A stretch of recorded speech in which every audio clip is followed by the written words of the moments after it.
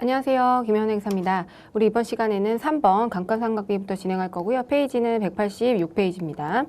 자, 우리 이거 고정자산 파트 할 때 3번 챕터에서 고정자산 등록하는 부분을 연습을 할 때 유형자산 감가상각비를 결산 분계에 입력하는 걸 잠깐 보신 적이 있으실 거예요. 그래서 그 내용입니다. 그래서 유형자산과 무형자산은 우리가 감가상각을 하는 대상자산에 해당이 되는데, 우리가 유형자산의 취득원가와 그 다음에 취득원가에서 잔존가치를 차감한 금액이 바로 감가상각 대상 금액이시죠.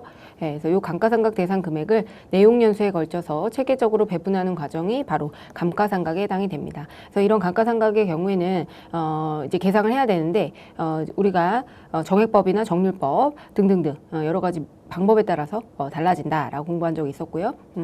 여기서는 이제 우리 결산분계에서 감가상각비를 계산해서 입력을 하는 그런 형태로 출제가 됩니다. 고정자산 등록으로 해서 하게 되면 자동으로 감가상각비가 계산이 되지만, 여기 지금 보시면 아마 지문이 주어지고 우리가 감가상각비를 직접 계상해서 해당 금액을 결산자료 입력에 자동 결산으로 입력하는 그런 형태 문제가 출제가 되니까 이제 염두에 두시고요. 마찬가지로 지난번에 말씀드렸듯이 유형자산과 무형자산은 방법이 다르다. 유형자산은 감가상각 누계액이라고 하는 간접법을 통해서 감가상각을 하지만, 무형자산은 직접 해당 자산의 가액을 줄여줍니다. 그래서 예를 들어서 우리가 취득가액이 1,000원이고 감가상각비가 100원이라고 가정을 하게 되면 유형자산의 경우에는요, 재무상태표상에 어떻게 보고가 되죠? 예를 들어 유형자산에 취득가액이 있고 1,000원이 있고 감가상각 누계에 100원 이렇게 해서 900원의 장부금액으로 계상이 되는 반면에, 무형자산의 경우에는요, 직접 상각이 되는 직접법을 사용합니다. 그래서 900원 이렇게 계상이 됩니다. 감가상각 후의 잔액, 순장부금액은 어쨌든 동일하게 돼요. 상각 후 잔액이 장부상에 계상이 된다는 건 동일하지만, 우리 유형자산의 경우에는 취득가액과 감가상각 누계액이라고 하는 간접법을 통해서 우리가 순장부금액을 계상하는 형태이고, 무형자산은 직접 차감하는 형식을 사용한다. 그렇게 보시면 되겠습니다. 자, 여기서는요, 감가상각비를 잘 계상하시면 문제를 바로 푸실 수 있어요. 자, 볼게요. 자, 영업부서에서 사용하고 있는 법인세법상 업무용 수용차, 이거 우리 아직 공부하진 않았지만 법인세법 업무용 수용차의 경우에는 우리가 감가상각을 정액법으로 하게 되고요. 원래 기본적으로 차량운반구는 정률법이거든요. 근데 업무용 수용차에 대해서는 정액법 5년으로 상각을 하도록 법률로 정해져 있습니다. 그렇기 때문에 우리는 이렇게 업무용 수용차, 법인세법상 업무용 수용차에 해당된다. 그러면 정액법 5년으로 차량의 경우에, 업무용의 경우에는 정액법 5년으로 상각비를 계상해야겠다. 이걸 염두에 두시고 진행을 하시면 됩니다. 그러면 자, 4,500만 원에 구입을 했다고 했으니까요, 감가상각비를 우리가 한번 계상해 보도록 하겠습니다. 그러면은 4,500만 원에 나누기 내용연수 5년, 그 다음에 정액법으로 감가상각 해야 되죠. 그리고 중요한 거는 항상 이렇게 기중취득 문제가 출제가 되니까 우리가 월할로 안 분해줘야 된다라는 거를 기억을 해두셔야 돼요. 그러면 12분의 90, 11, 12, 4개월치죠. 네, 그래서 이렇게 계상을 하게 되면요, 300만 원의 감가상각비가 계상이 되고, 우리는 결산자료 입력에다가 이 사항을 입력을 해주셔도 되고 일반 전표 입력을 하셔도 됩니다. 지금 이거는 우리 자동결산 항목을 공부하고 있기 때문에 자동결산에다가 입력을 해보고 일반 전표에 어떻게 반영되는지 한번 보도록 할게요. 자, 결산자료 입력에서요, 1월에서 12월을 이렇게 조회하시면요, 해당 사항들이 나오게 되고요. 지금 보시면 우리는 어떤 차량, 영업부서의 차량에 해당이 되기 때문에 차량 운반구를 보겠습니다. 여기 판매비와 관리비에 보시게 되면은 차량 운반구가 있죠. 그래서 차량 운반구의 감가상각비에다가 해당 금액 300만 원을 계상을 해주시면 됩니다. 이렇게 300만 원, 이렇게 차량 운반구에 대한 감가상각비를 계상을 하고요. 그 다음에 한꺼번에 이제 전표를 전송할 거기 때문에 한꺼번에 전표 전송해서 제가 한번 보여드릴게요. 만약에 이 한 문제만 나왔다고 하면 여기서 그냥 전표 추가하시면, 일반 전표에 가시면 12월 31일에 전표가 입력이 되어 있는 거를 확인하실 수 있습니다. 그래서 전표 추가 일단 해볼까요? 전표 추가하고, 자, 여기서 일반 전표 입력을 가시면요, 12월 31일에 이렇게 결산분계가 입력이 되어 있는데, 그 중에서 감가상각비, 그래서 우리 차량의 경우에는요 208번에 해당이 되죠. 그래서 그 다음 번호인 209번이 차량에 대한 감가상각 누계액이 되겠고요. 그 다음에 감가상각비는요, 감가상각비는 우리가 판관비에 해당이 되기 때문에 800번대 코드로 이렇게 적용이 된 것을 확인하실 수 있습니다.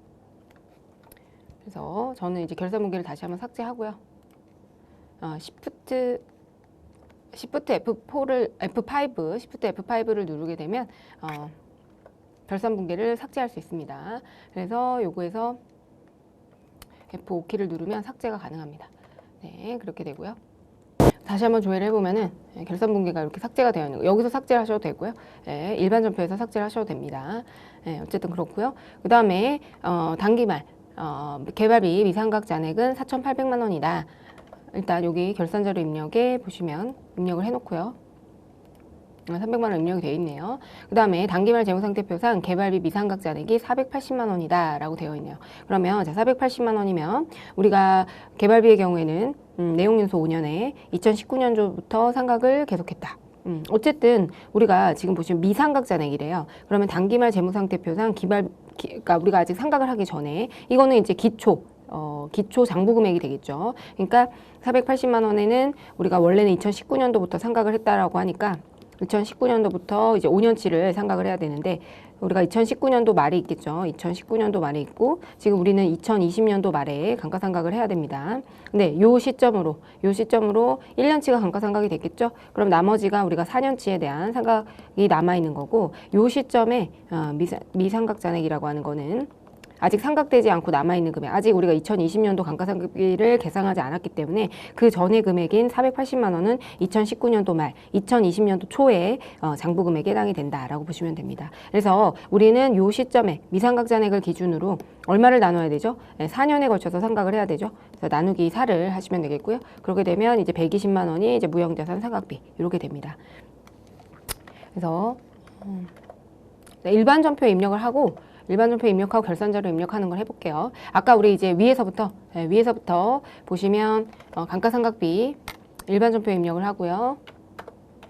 이렇게 감가상각비가 입력이 되고 아까 우리 300만 원이었죠. 이런 경우에는 직접 감가상각비를 쳐주는 경우에는 차량 운반구를 찾아보시고요. 차량 운반구가 이제 208번이잖아요. 그렇게 되면 209번이 감가상각 차량 운반구에 대한 감가상각비가 됩니다. 누계액이 됩니다. 그다음에 개발비를 보겠습니다. 개발비는 무형자산에 해당이 되죠. 무형자산의 경우에는 직접 상각을 하기 때문에 직접 상각을 해야 되겠다. 직접 상각. 자, 그러면 한번 보겠습니다. 자, 무형자산은요. 무형자산 상각비라고 하는 별도의 계정을 사용하게 되고요. 120만 원. 그다음에 직접 해당 자산의 가액을 줄이기 때문에 개발비를 직접 줄여줘야 됩니다. 개발비. 그래서 이렇게 처리하시면 되겠습니다. 개발비를 직접 취득가액에서 감소를 시켜주는 직접 상각법을 사용하고 있다. 네, 그렇게 보시면 되겠고요. 그 다음에 회사는 7월 1일에 영업관리용 시설장치 한 대를 취득가액 1억 5천에 수령을 했다. 해당 시설장치에 대한 감가상각비를 계상하시오. 이렇게 나와 있네요. 자, 그러면 지금 보시면 감가상각비는 얼마죠? 감가상각비부터 먼저 볼게요. 우리가 감가상각비를 먼저 구해보면요. 1억 5천에 대해서 시설장치인데 1억 5천에 대해서 지금 정액법 내용연수 4년 잔존가치는 없다. 그리고 4년이고요. 언제죠? 기중취득권이 항상 등장하기 때문에 안분을 꼭 해주셔야 됩니다. 4년에서 12분의 6개월 이렇게 구하게 되면요. 1,875만 원이 되죠.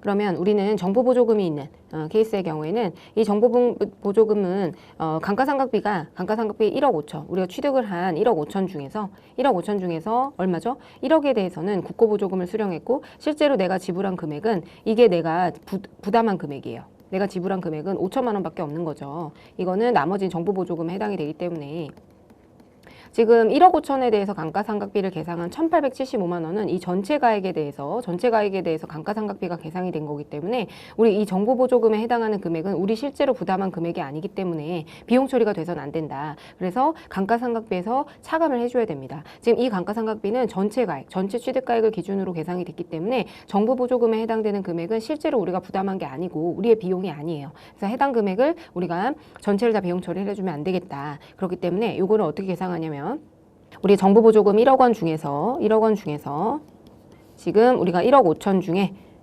감가상각이 얼마나 됐죠? 1,875만 원만큼 감가상각이 됐죠? 네, 이렇게 해서 계상을 해주시게 되면요. 그렇게 되면 1,250만 원.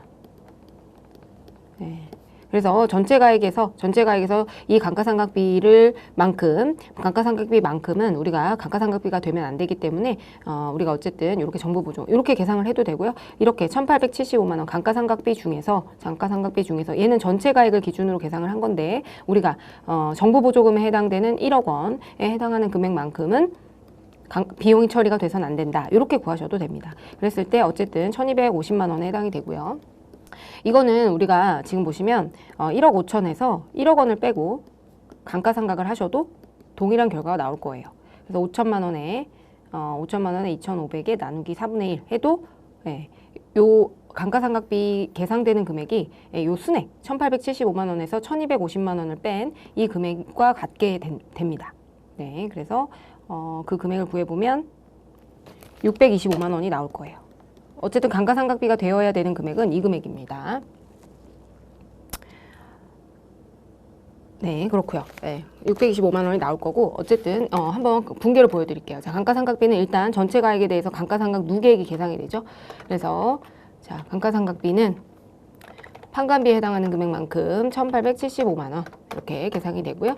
지금 이거는 어떤 거에 대한 시설장치에 대한 감가상각 누계액이죠. 그러면 시설장치를 치게 되면 그거에 대한 감가상각 누계액 196번이 나오게 됩니다. 근데 이 감가상각비는 전액 비용 처리가 돼서는 안 돼요. 감가상각비를 지금 우리 정부보조금 전체 이 감가상각비 중에서 우리 취득가액 전체 중에 1억 원은 정부보조금을 받았기 때문에 1,250만 원만큼은 감가상각비를 줄여줘야 됩니다.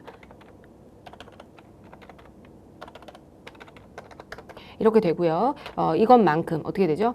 정부보조금이 줄어들게 되겠죠. 그래서 정부보조금, 국고보조금으로 되어 있네요. 국고보조금. 그래서 1,250만 원만큼 이렇게 이 국고보조금이라고 하는 거는 자산 차감 항목이죠. 지금 보시면 국고보조금에서 시설장치에 대한 국고보조금이었죠. 그래서 이거는 시설장치의 차감 계정으로 계상이 되어 있는 겁니다. 그래서 결과적으로 보시면요.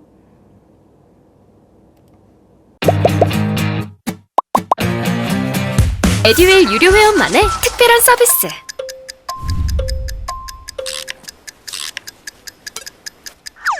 하치하차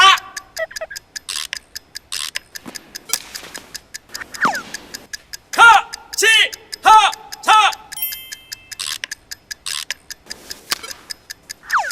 정답! 같이 하자 친구야 에듀윌 유료 회원!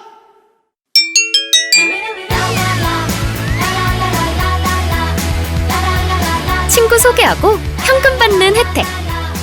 오직 에듀윌 유료 회원에게만. 에듀윌.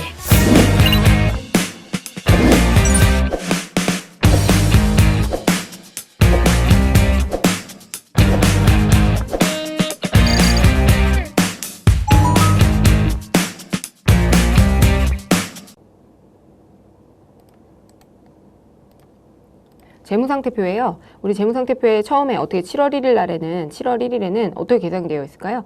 시설장치 1억 5천 그리고 정부보조금이 1억 원이 이렇게 계산이 되어 있을 거예요. 그래서 5천만 원이다. 이렇게 계산이 되어 있겠죠. 그런데 12월 31일에는 시설장치에 1억 5천은 그대로 있는 거죠. 그 다음에 우리가 정부보조금이 얼마만큼 상각이 됐어요? 지금 1,250만 원만큼 차감이 됐죠. 그래서 계산을 해보면요.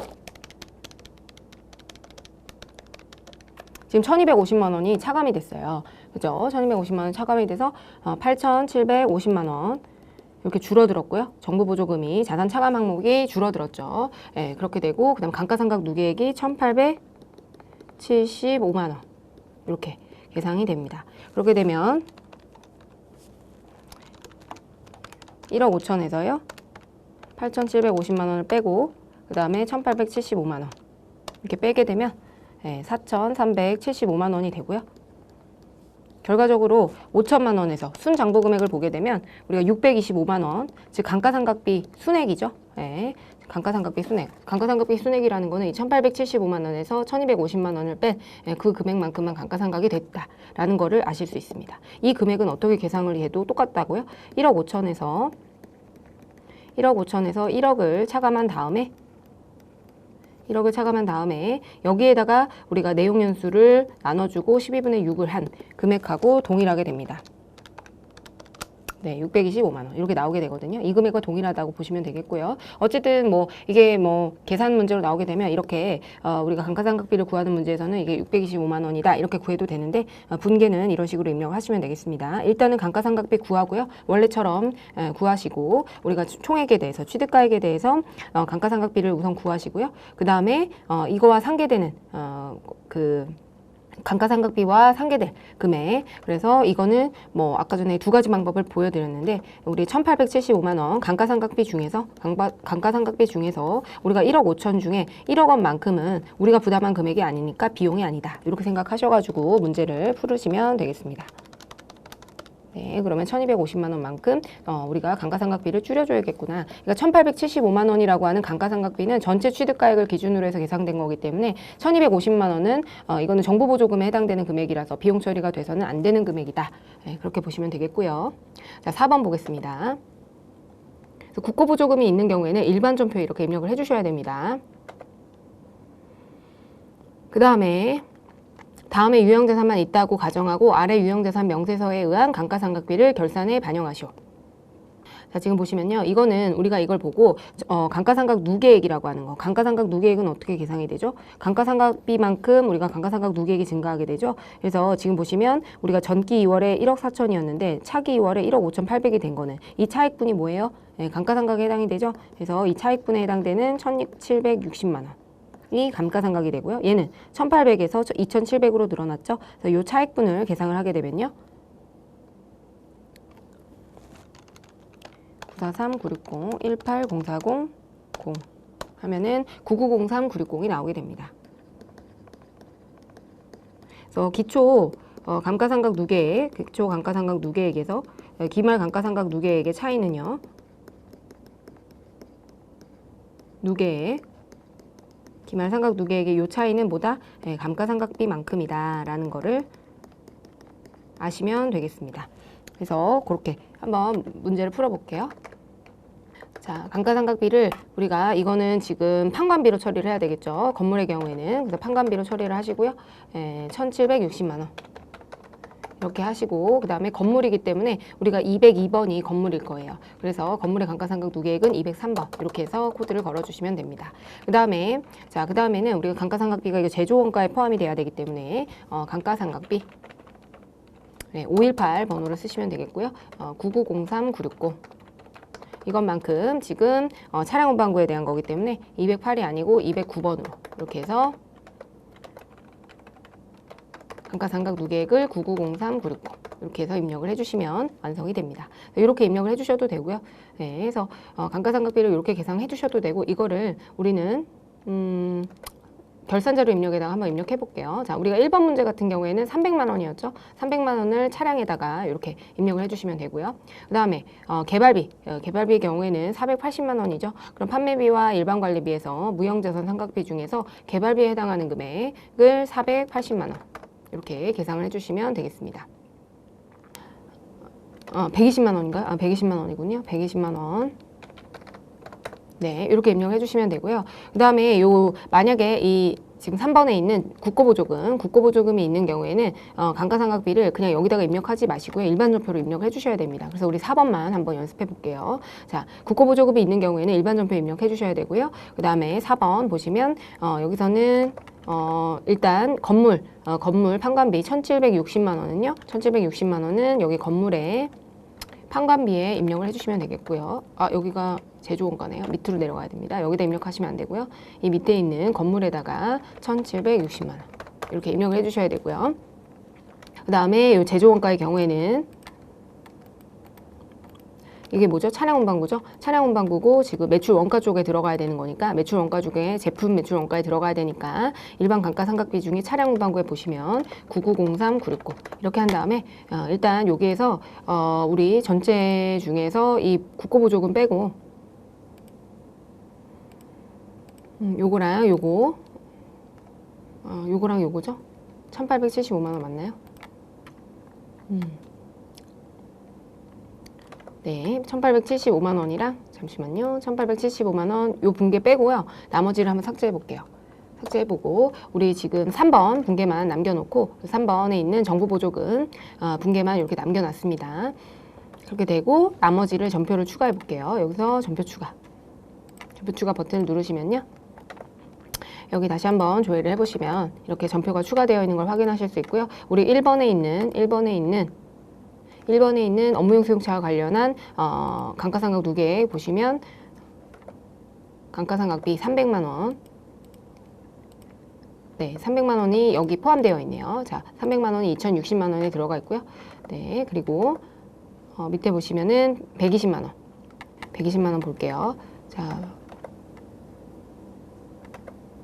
120만 원은 무형자산 상각비. 여기 밑에 개발비로 알아서 계상이 되어 있는 거 보실 수 있죠. 그 다음에 3번은 우리가 알아서 입력했고, 밑에 보시면 얘도 판관비, 판관비에 들어가는 건물의 감가상각비하고 지금 차량운반부의 감가상각비 818 코드를 같이 쓰기 때문에 감가상각비 같이 합쳐서 들어간 거고요. 지금 보시면 우리 건물에 대한 감가상각 누계 1,760만 원이 기록이 되어 있습니다. 그 다음에 9903960의 경우에는 여기 있습니다. 그래서 감가상각비가 제조원가로 대체가 됐죠. 제조원가로 대체가 그 전에 감가상각비만큼을 518로 계상해주는 이런 분계. 그래서 지금 차량운반부에 대해서 우리가 감가상각비 계상을 했기 때문에 209번으로 이렇게 누계액이 설정되어 있는 것을 보실 수 있습니다. 그래서 이렇게 입력해 주시면 되겠습니다.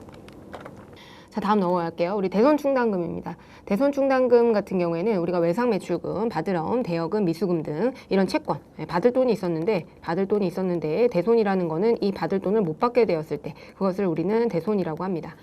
근데 우리가 12월 31일 기준으로 해서 나중에 못 받을 것으로 예상되는 금액을 이때 가서 우리가 돈을 못 받게 되면 어떻게 돼요? 우리의 손실이죠. 이때 손실로 잡는 게 아니라 미리 우리가 대손상각비와 그다음 대손충당금으로 계상을 하고요.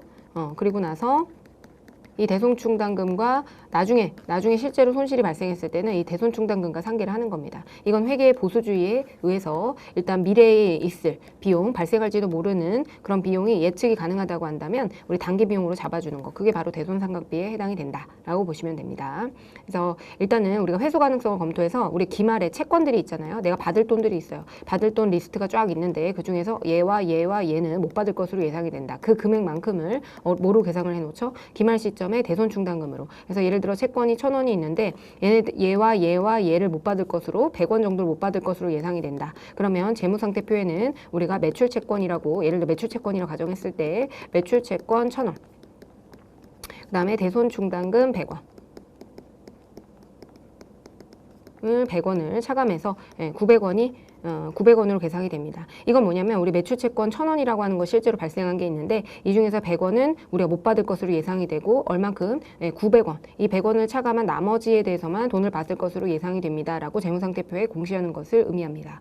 그래서 그렇게 보시면 되겠고요. 우리는 일단 재무상태표 잔액을 대손충당금 잔액을 구해서 설정 전 잔액과 우리가 대손충당금을 설정하기 전에 잔액하고 그 다음에 설정 후의 잔액 그걸 비교해 가지고 만약에 대손추산액이라고 하는 거는 기말에 우리가 대손충당금으로 계상되어야 되는 이 금액으로 계상되어야 되는 투비 금액입니다. 그래서 우리가 설정 전에 있는 금액이 있고요. 설정 전 잔액이 있고 그 다음에 투비 금액을 정해서 이렇게 해서 이제 가산이 되면 대손충당금은 대변 계정이에요. 자산의 차감 계정이기 때문에 자산의 차감은 대변이 증가 항목입니다. 그래서 만약에 증가를 해야 된다면 대손충당금이라고 하는 과목으로 증가를 시켜주고요. 차변 계정을 손익 계정으로 대손상각비로 해주시면 됩니다. 우리는 항상 재무상태표 계정을 돌려놓고 손익 계정은 그 차익분으로 정리하시면 됩니다. 지금 여기도 마찬가지예요. 지금 보시면 설정 전 잔액으로 우리가 계상이 되어 있고 우리가 대손추산액이라고 하는 거 되어야 되는 금액 우리가 회수 불가능 것으로 예상되는 금액이 바로 대손추산액. 대손추산액은 기말에 대손충당금으로 계상되어야 되는 투비 금액을 의미합니다.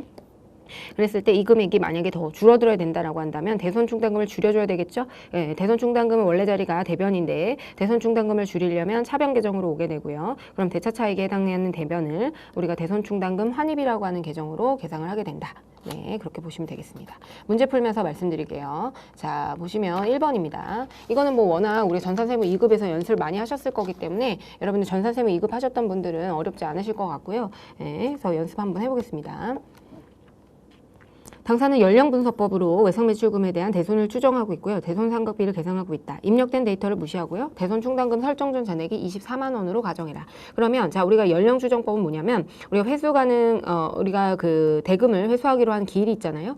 채권을 원래 이날 주기로 했는데 그 기일이 30일 이내로 지금 기말 시점에 가보니까 30일이 경과한 애들이 있고요. 30일 초과 90일이 경과한 게 있고 90일 초과한 경우가 있어요. 그러면 그런 채권들을 다 우리가 연령별로 모은다라는 겁니다. 그래서 얘는 30일 이내에 우리 회수기일 도래로부터 30일 이내에 기간에 있는 것들. 그러니까 회수 기간이 도래했는데 3개월 동안 안 준 거예요, 돈을. 그런 채권이 600만 원, 30일 초과 90일 이내가 330, 90일 초과 100만 원이라서 우리는 단기말에 1,030만 원이라고 하는 채권이 계상되어 있습니다.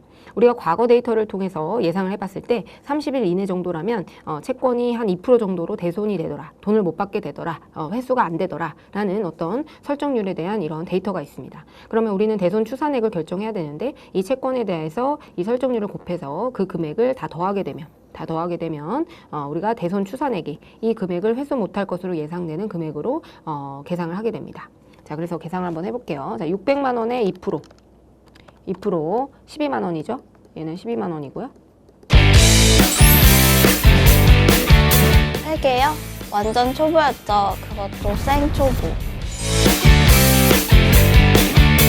퇴근하고 에듀윌 강의 들으면서 한 2달 정도 공부했던 것 같아요. 그래서 제가 세운 목표는 강의를 한번 다 듣고 기본기를 만든 후에 기출문제를 풀자 이거였거든요. 강의만 들어도 그 안에 기출문제로 그날 배운 내용 적용해서 풀어보는 거라 공부하는 데 도움이 많이 됐어요. 에듀윌은 합격이다! 그 다음에 330만 원에 10%니까 33만 원이 되겠네요. 그 다음에 얘는 100만 원에 18%니까 18만 원이 되겠어요. 얘네들을 다 더해주게 되면요. 네, 63만 원이 됩니다. 네, 그렇게 되면 63만 원이 되고요. 네, 그러면 우리가 지금 어떻게 되죠? 설정 전의 잔액. 지금 뭐 원래는 합산을 봐야 되는데 설정 전 잔액을 줬어요. 그래서 24만 원인데 우리가 어떤 금액으로 만들어줘야 돼요? 우리는 이 채권 1,030만 원 중에서 63만 원을 회수할 수 없을 것으로 예상을 하기 때문에 63만 원으로 대손충당금 잔액을 만들어줘야 된다. 이렇게 생각하시면 돼요. 대손충당금 잔액을, 기말 대손충당금 잔액을 이렇게 만들어줘야 된다. 그럼 대손충당금이 얼마나 늘어나야 되죠? 39만 원이 늘어나야 됩니다. 그러면 일단 이걸 적는 거예요. 자, 우리는 이런 거 쳐다도 볼 필요 없이 자, 결산분계 코드로 계속 입력을 하라고 했으니까 자, 12월 31일에 입력을 해보겠습니다. 일단 결산분계 좀 삭제를 이건 뭐 그냥 입력해놔도 되는데 이거를 우리가 결산자료 입력해서 해도 되기 때문에 네.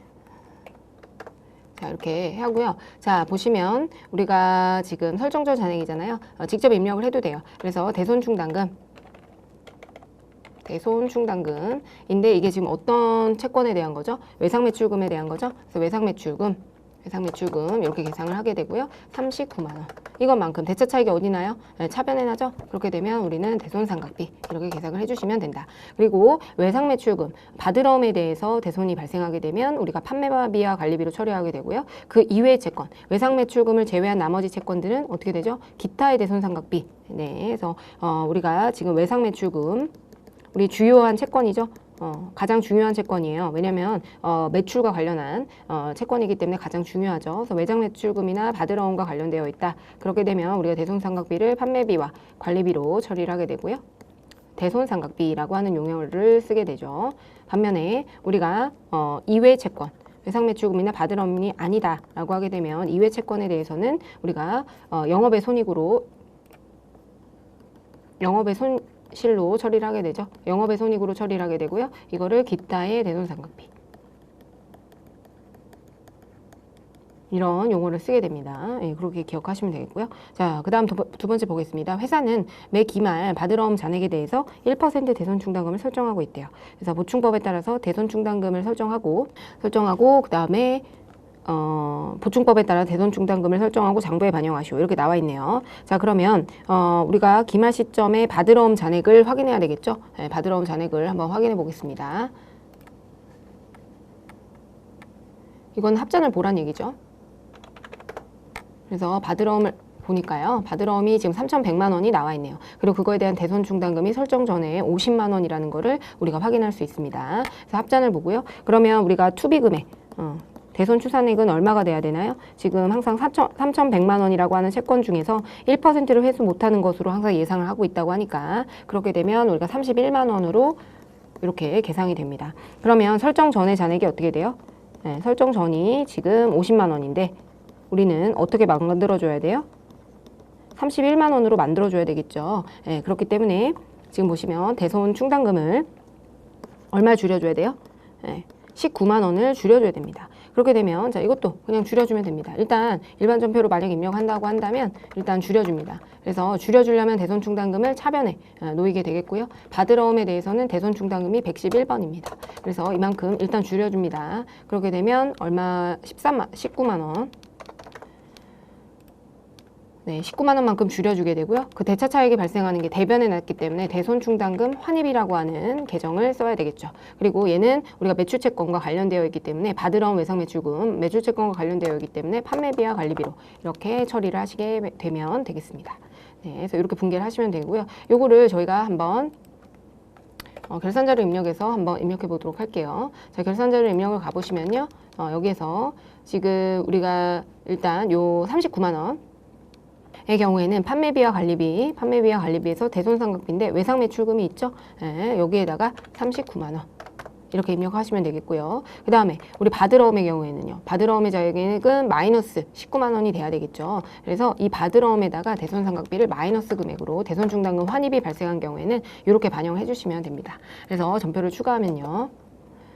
자, 일반 전표에 12월 31일도 조회를 해보겠습니다. 그러면 지금 대손상각비가 이렇게 계상이 되어 있는 걸 보실 수 있으세요. 그래서 대손충당금 환입이라고 하는 계정 대신에 이런 식으로 지금 보시면 대손충당금 39만 원을 요만큼 늘리면서 대손상각비를 순액으로 쓴 겁니다. 39만 원에서 19만 원을 차감한 20만 원으로 대손상각비를 계상하고요. 지금 대손충당금만큼 39만 원이 증가했고 그 다음에 우리 19만 원만큼 대손충당금, 바드러움에 대한 대손충당금이 마이너스로 줄어들어 있는 걸 확인하실 수 있으십니다. 네, 이렇게 입력이 되어 있는 걸 확인할 수 있고요.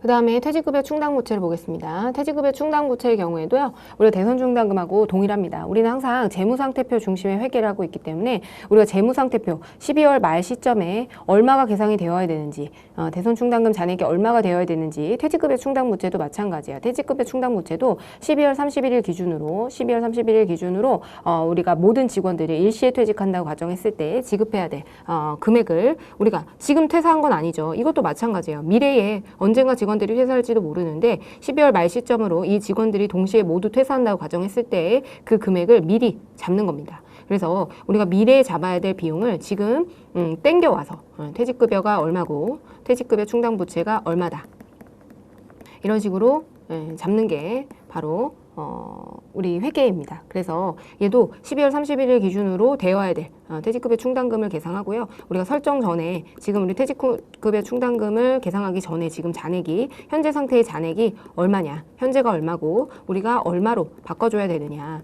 그래서 이 퇴직급여 충당금을 늘려야 되면 이 퇴직급여 충당금 늘려야 되는 그 금액만큼 이제 퇴직급여 충당부채를 우선적으로 늘려주고요.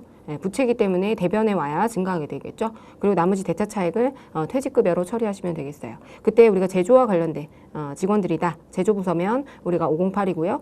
우리가 영업이나 아니면 본사와 관련된 직원이라면 퇴직급여를 806으로 처리하시면 되겠습니다.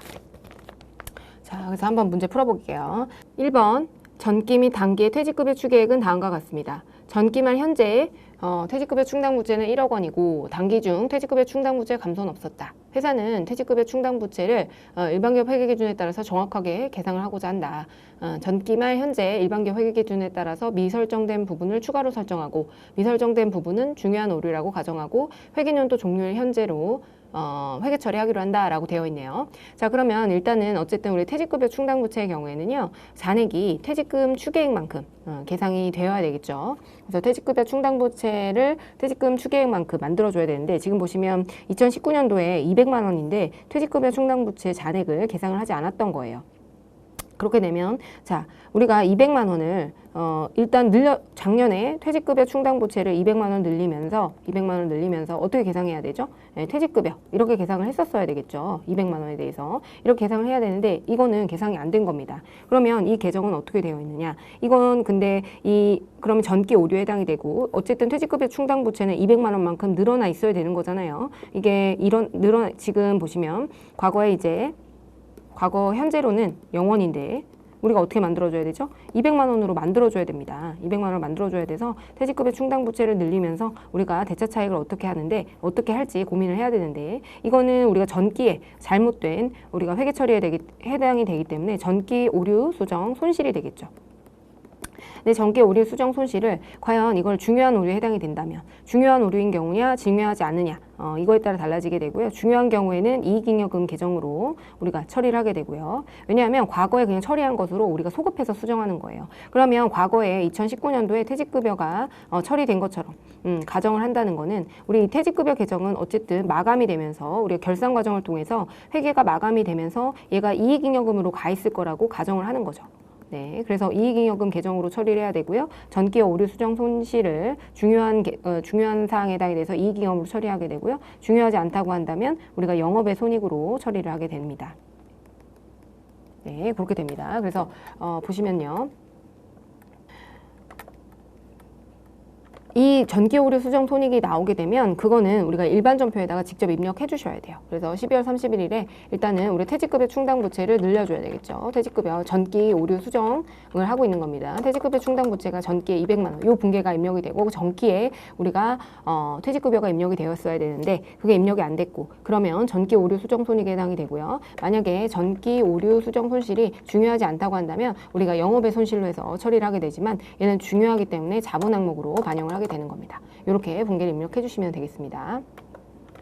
자, 그 다음에 됐고요. 요건 입력하시고 그 다음에 우리가 기말 시점에 추계액으로 만들어줘야 되는데 생산부의 경우에는 얼마가 증가해야 되죠? 지금 현재 우리가 중간에 이 퇴직급여 충당부채 잔액에 변동이 없었다라고 가정을 했기 때문에 우리 생산부서의 경우에는 현재 우리가 300만 원이거든요.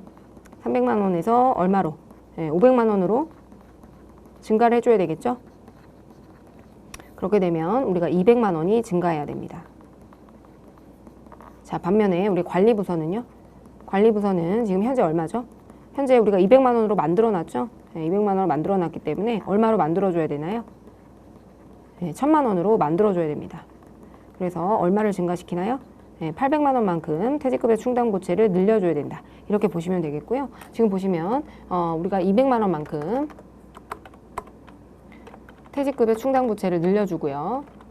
그 다음에 얘는 자본 항목이죠. 그러니까 제조원가죠. 제조원가. 생산부서에 해당이 되기 때문에 우리가 제조원가가 됩니다. 그래서 퇴직급여를 500번대의 코드를 써주셔야 됩니다. 그리고 나머지 퇴직급여 충당부채를 얘는 800만 원이죠. 800만 원만큼 증가하게 되고요. 그만큼은 우리가 판관비 관리부서에서 사용이 된 거기 때문에 관리부서의 퇴직급여에 해당이 되기 때문에 806번을 써주면 되겠습니다. 그래서 이렇게 해서 분계를 입력하시고 한 줄로 입력하시려면 이 퇴직급여 충당부채가 같이 입력이 되겠죠. 예, 그래서 어쨌든 전기 오류 수정의 경우에는 이거는 별도로 입력해 주셔야 돼요. 별도로 우리가 입력을 해 주셔야 되고요. 자, 그리고 보시면 이렇게 별도로 입력을 해주시고 나서 결산분계에다가 단기분 요거 생산부와 관리부에 해당하는 금액은 우리 결산분계에서도 입력을 하실 수 있습니다. 1월에서 12월을 조회하시고요. 여기 퇴직급여에서 지금 보시면 우리가 생산부의 경우에는 200만 원을 증가해야 되죠. 그래서 여기 제품 매출 원가에 퇴직급여 전입액에 해당되는 200만 원을 여기다가 입력을 해주시면 되겠습니다.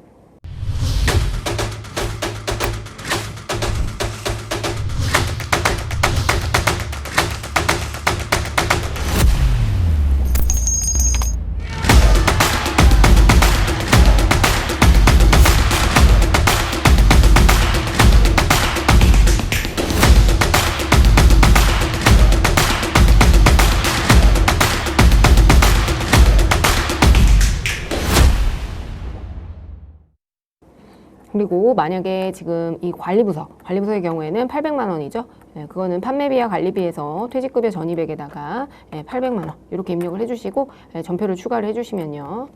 전표를 추가해 주시면 여기 일반 전표에 가시면 12월 31일에 우리 전기 오류 수정 손익의 경우에는 이제 알아서 입력이 되어 있고요. 퇴직급여 충당부채 요 전기 자본 항목에 반영된 게 반영이 되어 있고 지금 보시면 퇴직급여 충당부채 50829 이렇게 계산이 됐죠. 그리고 806205가 있는데 퇴직급여 여기 밑에 보시면 요것도 지금 관리부서에 발생한 퇴직급여 충당부채가 이렇게 계상이 되어 있는 것을 확인하실 수 있습니다. 그래서 이렇게 자동 분계로도 입력하실 수 있다. 네, 보시면 되겠고요. 자, 그 다음 법인세입니다. 법인세 같은 경우에는요, 우리가 중간예납, 그 다음에 이자소득에서 발생한 법인세, 원천 납부세액을 선납세금으로 처리했다가 결산 시 법인세 등으로 대체하는 분계가 법인세 추가계상액을 분계와 법인세 추가계상액을 결산자료에 입력한다. 이렇게 나와 있는데요. 자, 법인세 한번 보겠습니다. 일단 보시면요. 다음 자료는 회사의 실제, 당기 법인세 과세표준 및 세조정 계산서 작성 서식의 일부 내용이다. 입력된 데이터는 무시하고요. 주어진 세율 정보를 참고로 해서 법인세 비용에 대한 회계 처리를 해라. 자, 이 과세표준에 대해서 우리가 아직 공부를 하진 않았지만 과세표준은요. 어쨌든 이 과세표준에 대해서 우리가 법인세율을 곱해서 계산을 하게 되거든요. 근데 법인세율은 이 과세표준이 2억 원 이하인 경우에는 10%, 2억 원을 초과하게 되면 20%로 이제 과세가 됩니다. 그래서 이렇게 과세표준이 주어졌기 때문에 우리가 법인세가 얼마로 법인세 비용을 일단 계산을 해야 되는데요. 2억 원까지는 지금 얼마죠? 2억 원까지는 10%고요. 그 다음에 2억을 초과하는 6,620만 원의 경우에는 20%의 세율을 적용을 해야 됩니다. 그죠? 네, 그래서 그렇게 해서 계산을 한번 해보면요. 이렇게 하면 3,324만 원. 이렇게 법인세가 계산이 되고요. 이거는 우리가 어디에다 내는 거예요? 세무서에다가 내는 국세에 해당이 됩니다. 국세에 해당이 되는 거고 이 법인세는 항상 이런 소득에 대해서는 지방소득세가 붙게 됩니다. 그래서 지방소득세의 경우에는 어디다 내는 거냐면 시군구청, 시군구청에 내는 거예요. 이거는 중앙관서고요. 이건 지방입니다. 지방관서. 그래서 이거를 우리는 지방세라고 합니다.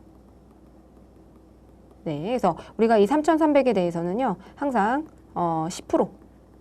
이게 정확히 10%는 아니거든요. 근데 지금 보시면 법인세분 지방소득세는 이 산출세액의 10%를 곱하라고 했기 때문에 그냥 이렇게 계산하셔도 무방합니다. 거의 일치합니다. 그래서 감면이나 세액공제 이런 것들이 있게 되면 좀 불일치하는 사항이 있는데 일단 여기서는 우리가 요게 지방소득세 산출세액에 이렇게 계산을 하시면 되고 요 비율에 따라서 계산하셔도 동일한 결과가 나와요. 그래서 2억에 1%, 그다음에 6,620만 원에 2% 이렇게 계산하셔도 되고요. 그래서 이렇게 하시게 되면 332만 4천 원. 그러면 우리 법인세가 총 얼마예요? 법인세 비용으로 계상돼야 되는 거는 지방소득세와 법인세 모두 다 우리가 어쨌든 지출하는 비용에 해당되기 때문에 법인세 비용으로 계상을 하게 됩니다. 이 두 가지를 더하게 되면 3,656만 4천 원. 이렇게 계상이 되고요. 이거는 지금 보시면 선납세금을 확인하셔야 돼요. 선납세금은 미리 납부한 세금이 있다는 거죠. 그래서 법인세 중간예납을 납부해서 선납세금이 있기 때문에 이 3,656만 4천 원 중에서 1,250만 원을 차감한 나머지만 우리가 세금을 납부하시면 되겠습니다. 그래서 일단 우리가 일반 전표에는 어떻게 입력되는지 한번 볼게요. 자, 일반 전표에서는 법인세 비용. 근데 저 같은 경우에는 일단 법인세 비용 보겠습니다. 법인세 비용. 자, 법인세 비용으로 3,656만 4천 원. 근데 이때 지방세를 같이 포함해서 항상 입력을 해줘야 된다는 거 기억해 두시고요. 그 다음에 선납세금이 얼마죠? 선납세금 1,250만 원. 자, 1,250만 원을 제외한 나머지가 뭐가 되는 거예요? 우리가 납부해야 될 세금에 해당이 되기 때문에 미지급 세금으로 계산을 해놨다가 나중에 실제 납부할 때 이 미지급 세금과 상계를 하시면 되겠습니다. 아시겠죠? 이렇게 해서 입력을 해주실 수도 있고요. 법인세 비용 같은 경우에는 우리가 자동 분계에서도 입력하실 수 있죠. 자, 보시면 자, 여기 법인세 비용이 맨 밑에 있습니다. 그래서 지금 이렇게 선납세금이 계상이 되어 있잖아요.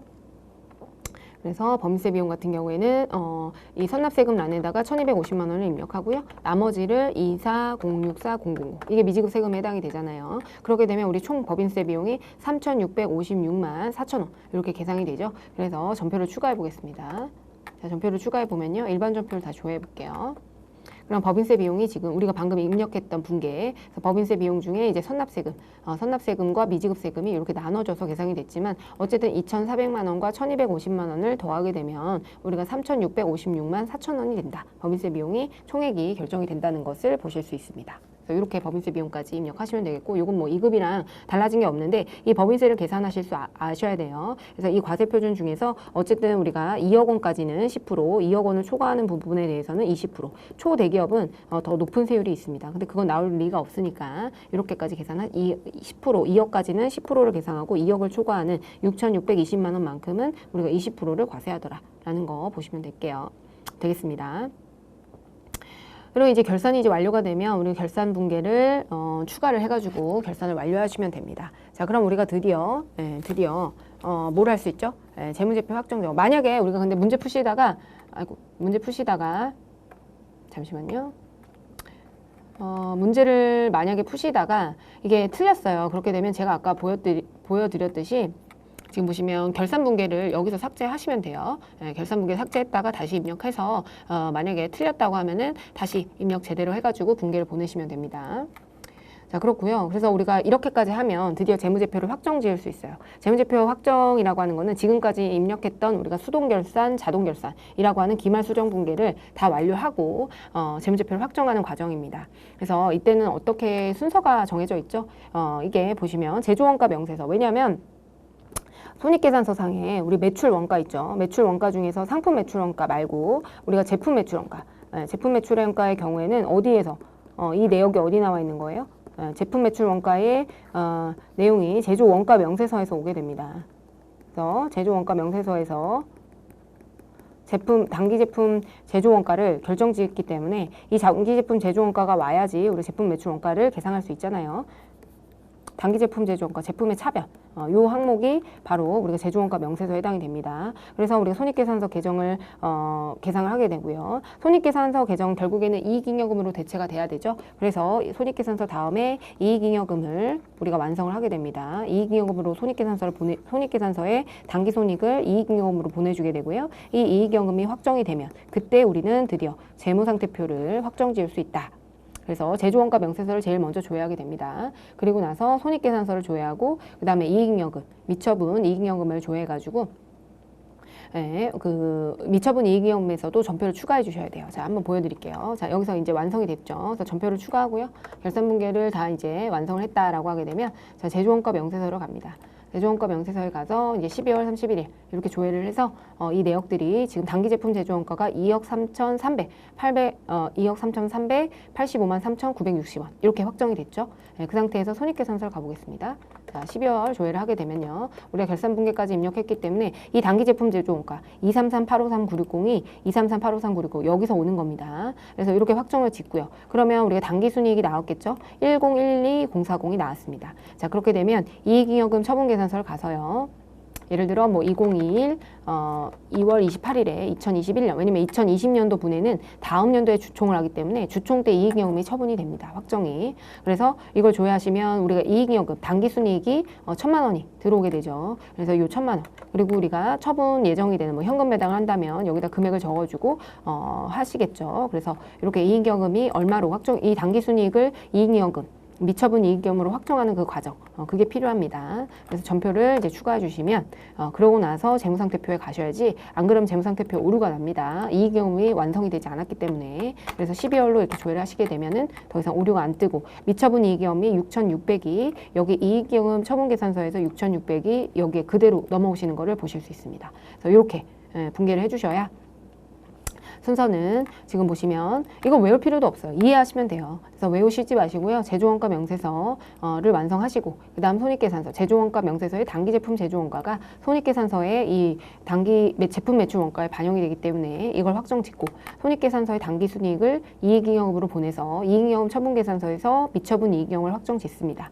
이게 확정이 되어야 우리 재무상태표상에 미처분 이익잉여금이 이 단기 순이익 1,000만 원이 반영된 상태로 5,850만 원과 미처분 기말 시점의 미처분 이익잉여금의 차이가 1,000만 원에 해당이 된다는 것을 여러분들이 아실 수 있습니다. 그래서 이렇게 확정 짓는 것까지 해주시면 우리가 재무제표를 이제 확정 지을 수 있다.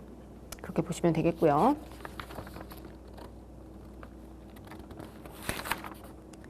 그래서 요거 마지막 한번 풀어보도록 하겠습니다. 이익잉여금 처분 조회하는 요 내용을 한번 해보도록 할게요. 자, 그래서 얘는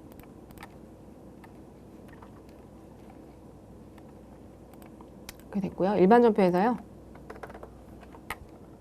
자, 이게 지금 손익분계가 하나 더 들어왔죠? 이거는 이익잉여금 처분분계 때문에 이렇게 반영이 된 겁니다. 그래서 자, 이렇게 조회가 됐고요. 자, 그러면 이익잉여금 처분계산서를 지금 작성해 보라고 했기 때문에 한번 작성해 보도록 하겠습니다. 자, 일단 결산분계를 먼저 주식회사 결산분계고요.